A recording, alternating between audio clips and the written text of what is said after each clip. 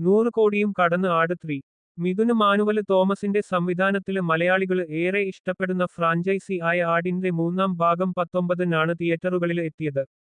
സമീപകാലത്ത് മികച്ച pre release ഹൈപ്പോടെ തിയേറ്ററുകളില് എത്തിയ ചിത്രം കൂടിയായിരുന്നു ആട് 3. ഇപ്പോഴിതാ ചിത്രത്തിന്റെ ഏറ്റവും പുതിയ ബോക്സ് ഓഫീസ് കണക്കുകള് നിർമ്മാതാക്കള് തന്നെ പുറത്തുവിട്ടിരിക്കുകയാണ്. ആഗോള ബോക്സ് ഓഫീസില് നിന്ന് ചിത്രം 101 കോടി നേടിയതായാണ് നിർമ്മാതാക്കള് അറിയിച്ചിരിക്കുന്നത്. ജയസൂര്യയുടെ ഇതുവരെയുള്ള കരിയറിലെ ഏറ്റവും വലിയ വിജയമായ ചിത്രം അദ്ദേഹത്തിന്റെ ആദ്യ 100 കോടി ക്ലബ്ബ് ചിത്രം കൂടിയാണ്.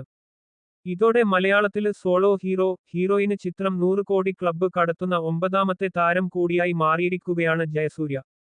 മോഹൻലാല്, നസ്ലന്, പൃഥ്വിരാജ് സുകുമാരന്, ഫഹദ് ഫാസില്, ടൊവിനോ തോമസ്, ഉണ്ണി മുകുന്ദന്, കല്യാണി പ്രിയദർശന്, നിവിന് പോളി എന്നിവരാണ് മലയാളത്തില് ഇതിനു മുൻപ് ഈ നേട്ടം സ്വന്തമാക്കിയിട്ടുള്ള താരങ്ങള്.